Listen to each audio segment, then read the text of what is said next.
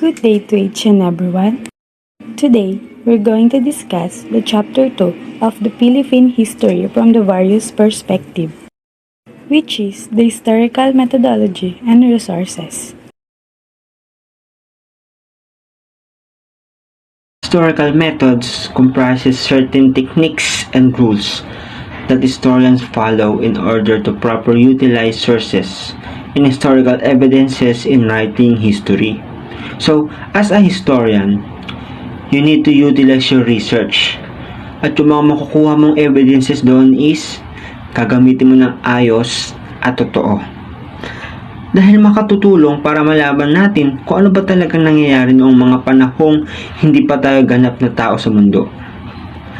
Certain rules apply in cases of conflicting accounts in different sources and on how to properly treat eyewitness accounts and oral sources as a valid historical evidence. In doing so, historical claims done by historians with the arguments that they forward in their historical writings, while may be influenced by the historian's inclinations, can still be validated by using reliable evidences and employing correct and meticulous historical methodology. Valid yung claims ng isang historian employing meticulous historical methodology. So, ito na yung process.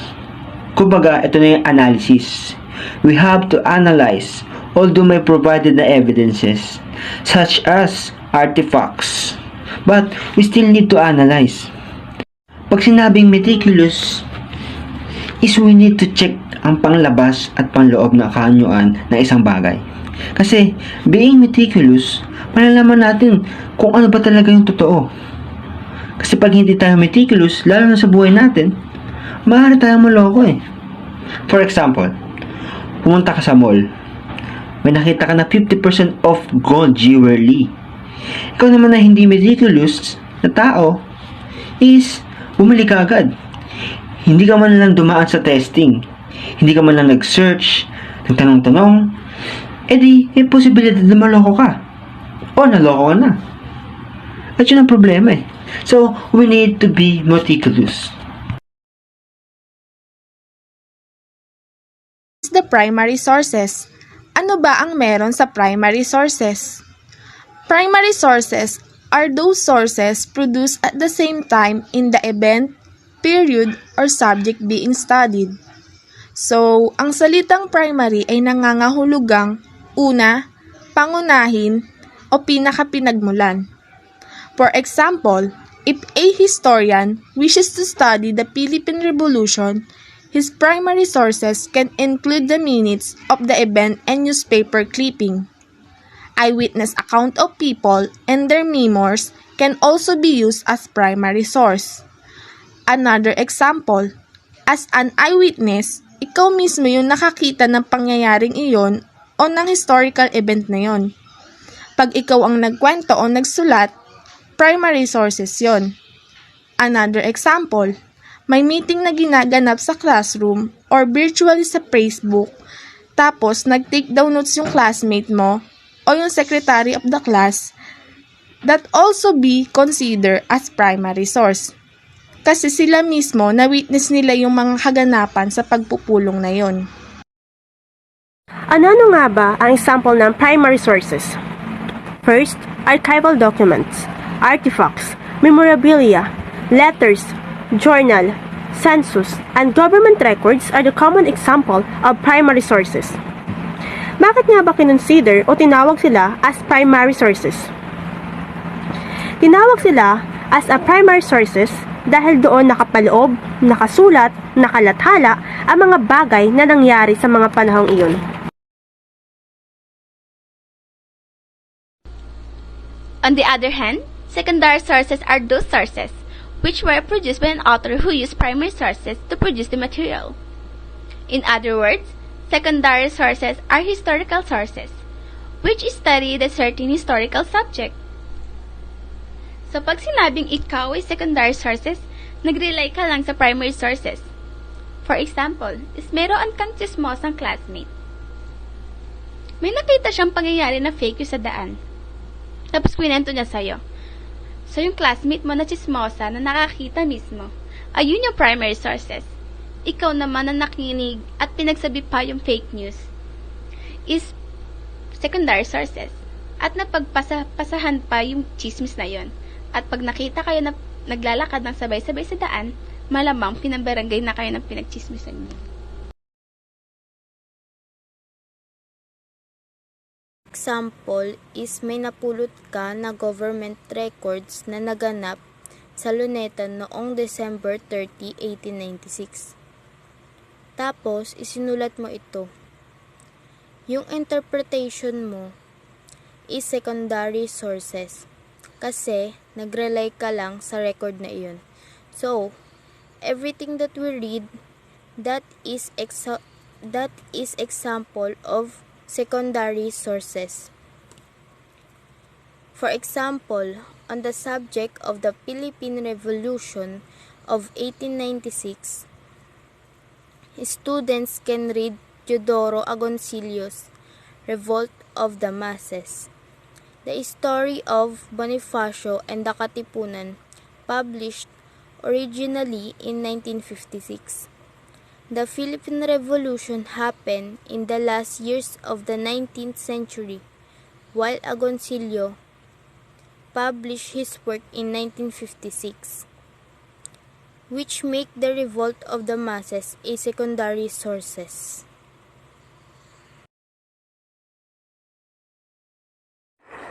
What is historical criticism? Historical criticism investigates the origins of ancient texts in order to understand the world behind the text. The world behind the text means to know what is their way of living during those times, helps you understand the historical and social context. To make it simple, historical criticism is a way to know or to learn the culture of the past and to learn their origins and retrace their roots. The primary goal of historical criticism is to discover the text's primitive or original meaning in its original historical context and its literal sense. The secondary goal seeks to establish a reconstruction of the historical situation of the author and recipients of the text that may be accomplished by reconstructing the true nature of the events that the text describes.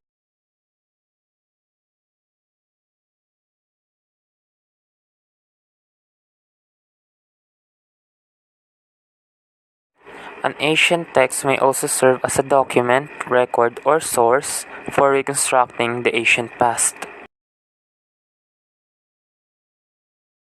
That may be accomplished by reconstructing the true nature of the events that the text describes.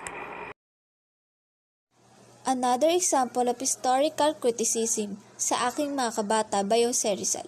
Sa Aking Mga Kabata is a poem about the Labon's native language written in Tagalog. It is widely attributed to the Filipino national hero Jose Rizal, who supposedly wrote it in 1868 at the age of 7. There is no evidence, however, to support authorship by Rizal, and several historians now believe it to be a hoax. Using primary sources in historical research entails two kinds of criticism. The two kinds of criticism are external criticism, and the second one is the internal criticism. So what is this external criticism? External criticism examines the authenticity of the document or the evidence being used. This is important in ensuring that the primary source is not fabricated. The second one is the internal criticism. This type of criticism examines the truthfulness of the content of the evidence. However, this criticism requires not just the act establishing truthfulness and/or accuracy, but also the examination of the primary sources in terms of the context of its production. When do we use external and internal criticism? External criticism includes authorship and textual circumstances, and it used to assess a document's authenticity, like time, place, or purpose. Any source material collected should be subjected to both external and internal criticism. Sa internal criticism naman, dito naman ina-examine yung katotohanan ng isang ebidensya. External criticism ay na-examine or sinusuri yung katunayan ng isang document or ebidensya na ginamit. Importante din dito na masigurado na yung primary source is hindi haka-haka or invento lamang. What is historical thinking? Real familiar historical stories, we learn them from our textbook, popular histories, movies and documentaries, grandparents and neighbors. Historical thinking is reading, analysis, writing that necessary to tell the stories. Historical thinking is not only what we know from the past, it's how we know it, because the past is hard to retrieve dahil hindi na tayo basta-basta pa makakabalik sa mga panahong tapos nang mangyari. But thinking historically helps us to get closer to that past, to retrieve and construct a more accurate and complete picture of what happened. So now, let us proceed to the 5 aspects of historical thinking. First, we have multiple accounts and perspectives.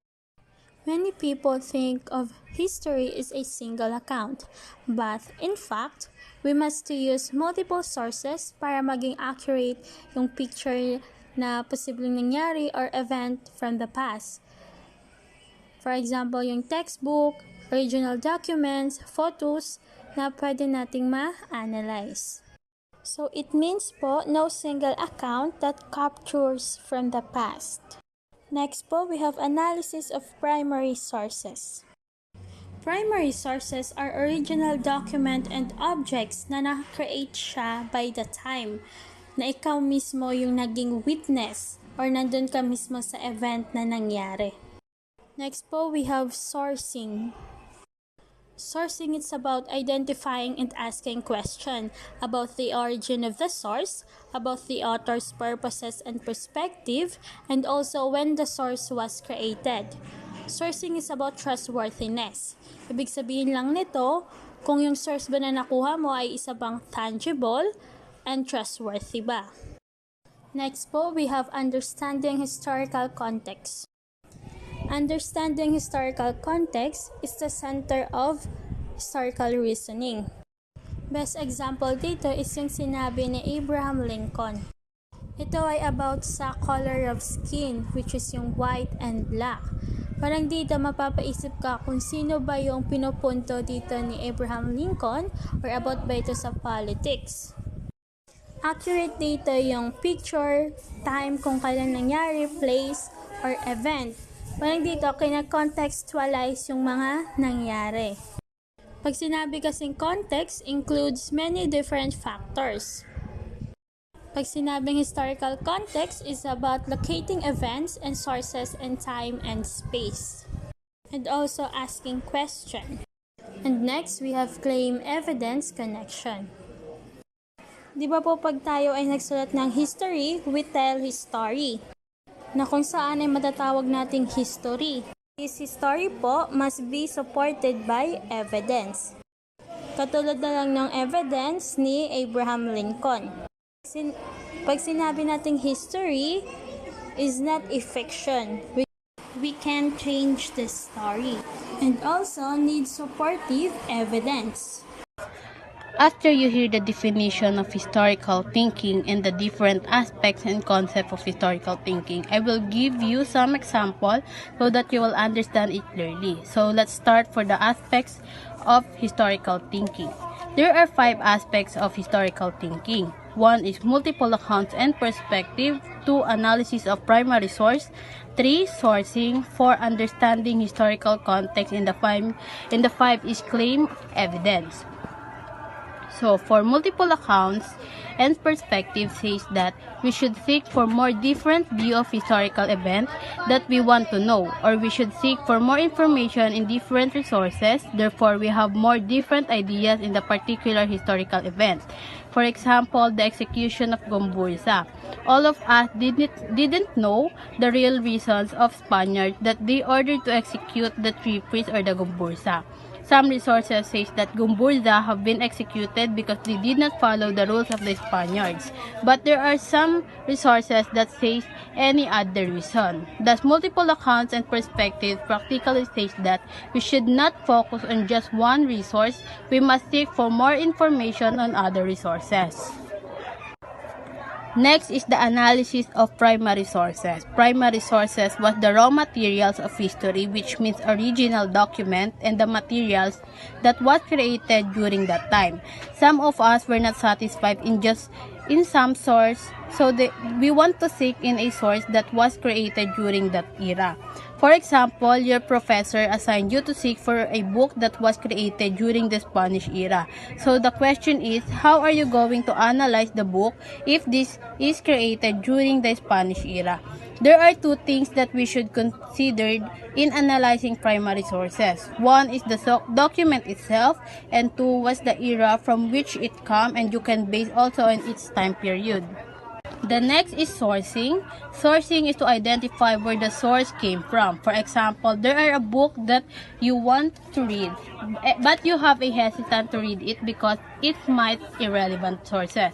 Thus, you do some sourcing. You search who wrote the document as well as the circumstances of its creation. The next one is understanding the historical context. Historical context was about the period, place, and surroundings who influence or affect the history.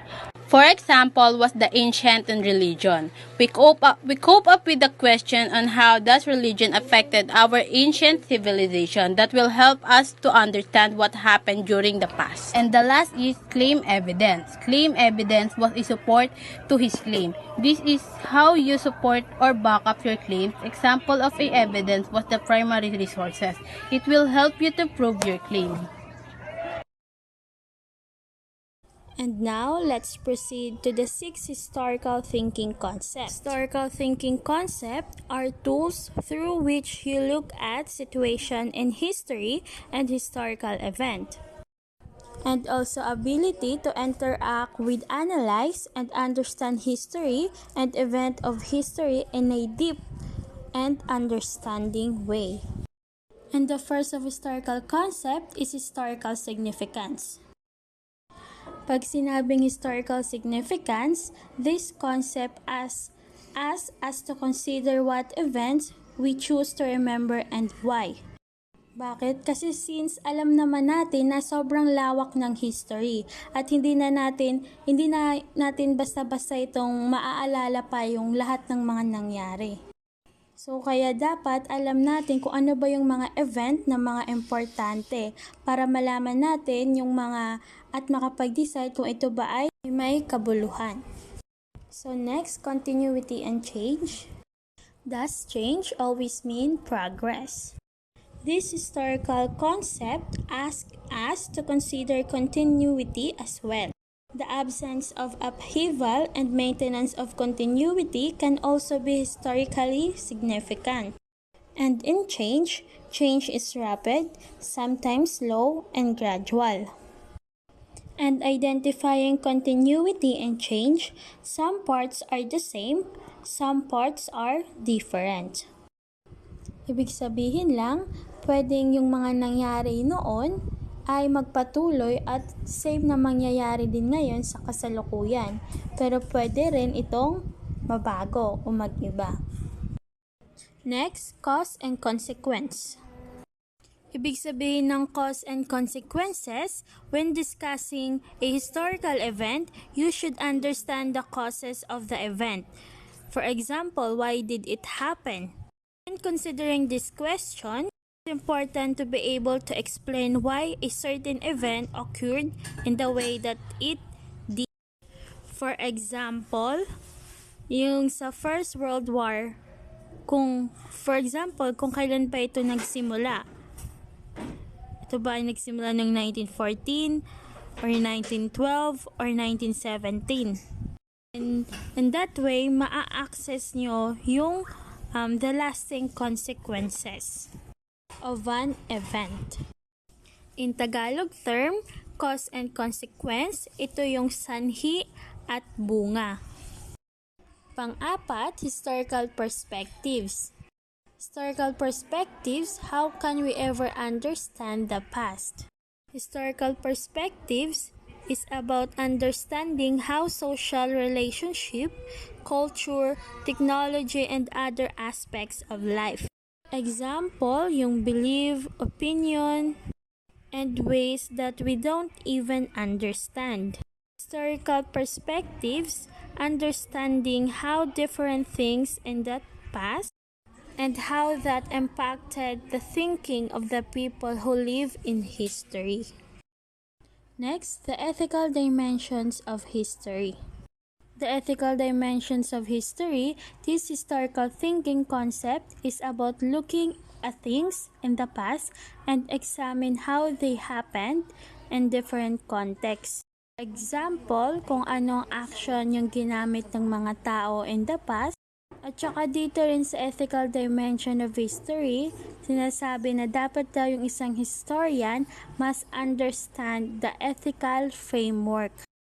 And last is primary source evidence. How do we know what we know? Pag sinabing primary source evidence are sources of information about the past, including letters, documents, diaries, newspaper, stories, advertisement, commercial, etc. And this thing give us clues about what life like in the past, and these clues help us to understand the other historical concept. Example, yung like ethical dimension, historical perspective, at yung iba pang 6 historical thinking concept. Historical thinking. Ang pinupunto lang sa topic ng historical thinking ay dapat maging ready ka or aware ka sa kung paano mo ba papaganahin yung iyong historical thinking. After the aspects of historical thinking, we will proceed to the historical thinking concepts. There are 6 historical thinking concepts. 1 is the historical significance, 2, continuity and change, 3, cause and consequences, 4, historical perspectives, 5, ethical dimensions of history, 6, primary source evidence. So number 1, historical significance. It was a process to use to evaluate the significance of selected events. For example, what was the value or the significance of the Spanish colonization in our today's era? We will cope up with the idea, the positive side, and how it affects us. Continuity and change. It means about the development of our past to our today's generation. For example of it was the tradition from the past. We already have a tradition. It was passed through the generation, but some part of it has been changed. Cause and consequences. It addresses on who or what influenced events to occur. For example, was the World War. The cause of the World War was the misunderstanding of each country and the power that they want to hold. And the consequences of it, many people died during the World War, and there are places that has been totally damaged. Therefore, it will take a few more years before they can recover. The next one is the historical perspectives. It means understanding the social, cultural, and emotional settings that shape people's lives and the actions in the past. For example, was the occupation. There are different perspectives because of this. There are ideas that men should be the one that was working for the family. But then, through the years, that perspective has been changed. Ethical dimensions of history. It was on how we in the present judge the actions in different circumstances. Like for example, is the Dr. Jose Rizal. Who is he for us? Does he really do his responsibility? And the last one is the primary source of evidence. It was the direct evidence about an event and object. Example of it was the diaries, biographies, interviews, case law, government documents, and etc. That's all for the example of aspects and concept of historical thinking.